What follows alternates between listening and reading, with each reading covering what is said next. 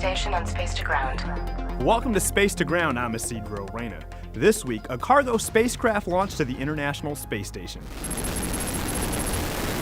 Northrop Grumman's 11th contracted cargo resupply mission with NASA launched to the station on April 17th from the Wallops Flight Facility in Virginia.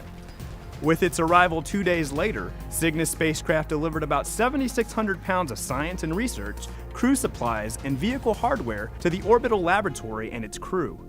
Payloads include a thermoamine scrubber that will test a new method to remove carbon dioxide on board the station, a vital technology for future deep space missions like our return to the moon. New experiments arriving to the station on Cygnus will challenge and inspire future scientists and explorers. One highlight is the Vascular Aging Investigation, which will test the relationship among crew members' metabolism, aging arteries, and aging bones. Astronauts show accelerated arterial stiffening, thicker artery walls, and signs associated with the development of insulin resistance after spending 6 months in space. This dramatic change in carotid artery aging was unrecognized until recently. The results of this study could have great importance for assessing a newly identified risk for astronaut cardiovascular health and teach us how to keep them healthy. NASA and its space station partners have set new flight schedules and crew assignments. The new crew assignments will include the first flight of NASA astronaut Jessica Meir and a record-setting flight for NASA astronaut Christina Koch. Koch, who arrived at the station March 14th, is scheduled to remain in orbit until February of 2020.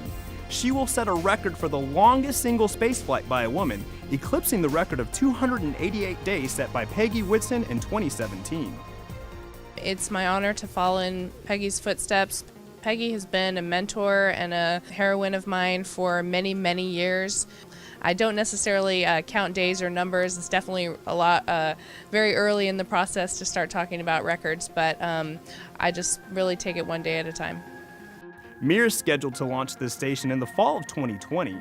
Also, NASA astronaut Andrew Morgan, European Space Agency astronaut Luca Parmitano, and Roscosmos cosmonaut Alexander Skvortsov are scheduled to launch the station this summer.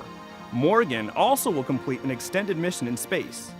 The extended missions will help scientists gather additional data about the effects of long-duration human spaceflight beyond those of the normal 6-month station expedition. Keep sending in your questions using the hashtag SpacetoGround. We'll see you next week.